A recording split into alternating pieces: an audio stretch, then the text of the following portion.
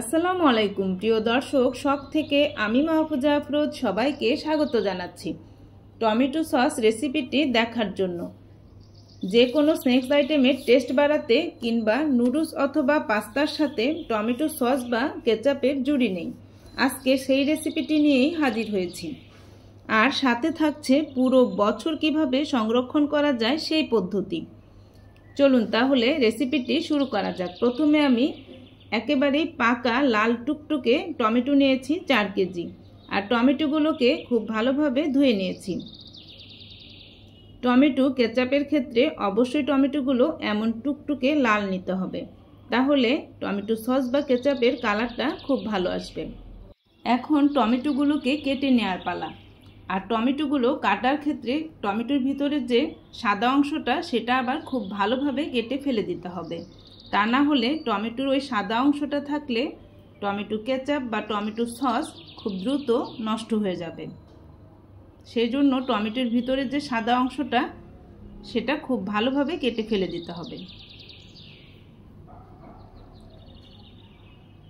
আমি সবগুলো টমেটো খুব ভালোভাবে সাদা অংশটা ফেলে কেটে নিয়েছি।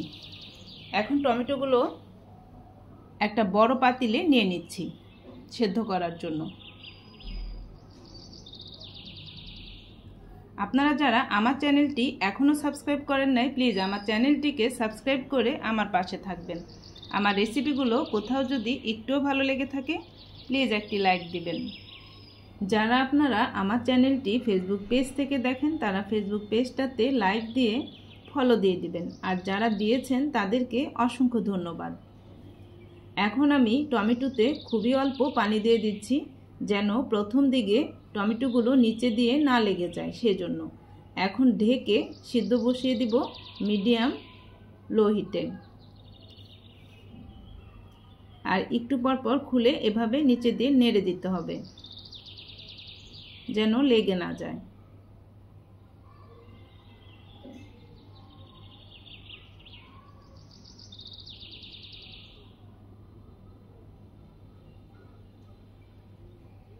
টমেটোগুলো আমার খুব ভালোভাবে সেদ্ধ হয়ে গিয়েছে। টমেটোগুলো সেদ্ধ হতে আমার 20 মিনিটের মতো সময় লেগেছে। এখন আমি টমেটোগুলো ঠান্ডা হওয়া পর্যন্ত অপেক্ষা করব। টমেটোগুলো আমার ঠান্ডা হয়ে গিয়েছে। এখন আমি একটা ব্লেন্ডার জগে অল্প অল্প করে নিয়ে ব্লেন্ড করে নিব।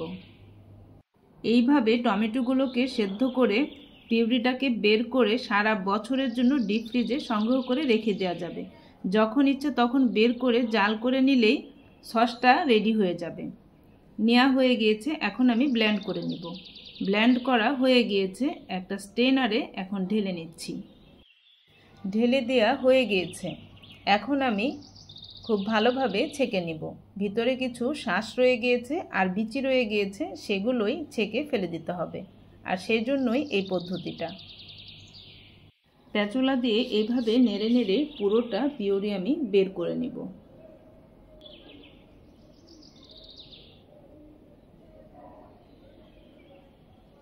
দেখেন ভিতরে যে শাঁস আর বিচিগুলো রয়ে গিয়েছিল সেগুলো বের হয়ে এসেছে।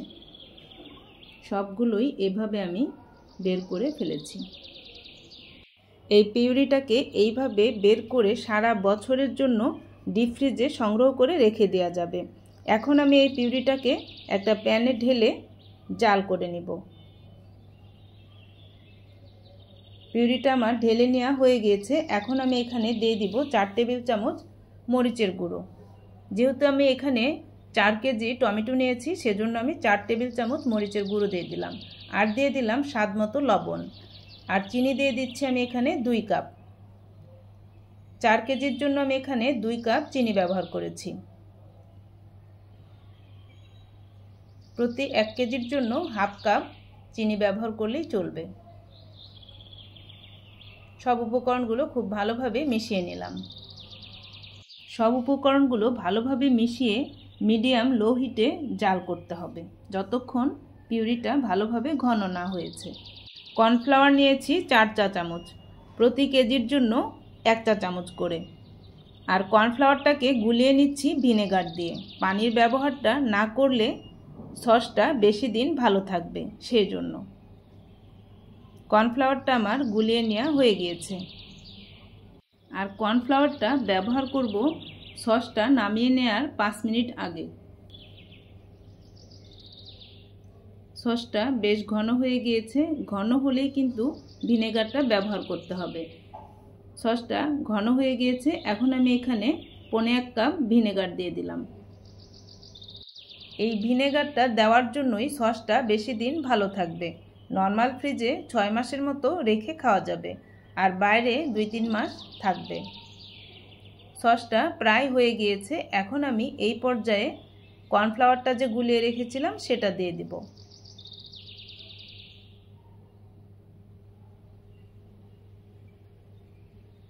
কর্নফ্লাওয়ারটা আমার দেওয়া হয়ে গিয়েছে, এখন আমি নেড়ে কর্নফ্লাওয়ারটা খুব ভালোভাবে মিশিয়ে নিব। আর কর্নফ্লাওয়ারটা দেওয়ার পরে নাড়া বন্ধ করা যাবে না।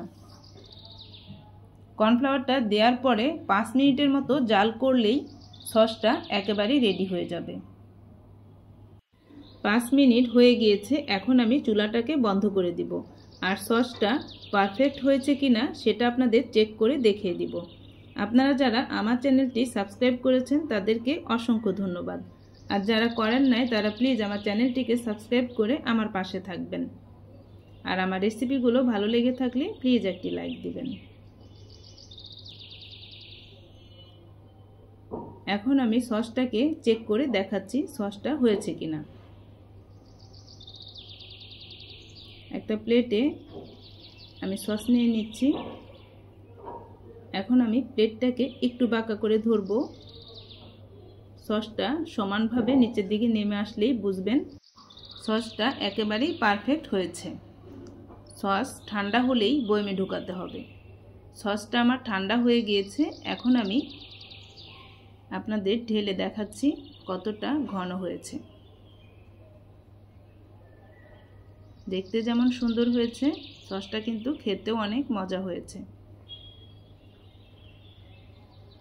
রমজান চলে এসেছে, সস ছাড়া তো চলেই না, ছোটদের তো সস লাগবেই। আর সেই জন্যই একটু বেশি করে সস বানিয়ে নিলাম। আজকে আমি 4 কেজি থেকে 2.5 কেজির মতো আমার সস হয়েছে। সসগুলো আমি এখন বোতলে ঢেলে নিচ্ছি। আশা করছি আজকের রেসিপি আপনাদের অনেক ভালো লাগবে আর অনেক কাজে আসবে। আপনারা সবাই অনেক অনেক ভালো থাকবেন। আমি এবং আমার পরিবারের জন্য দোয়া করবেন। রেসিপিটি ভালো লাগলে প্লিজ একটি লাইক দিবেন। আবারও নতুন কোনো রেসিপি নিয়ে আপনাদের মাঝে খুব শীঘ্রই হাজির হয়ে যাব ইনশাআল্লাহ। আজ এখানেই বিদায় নিচ্ছি। আল্লাহ হাফেজ।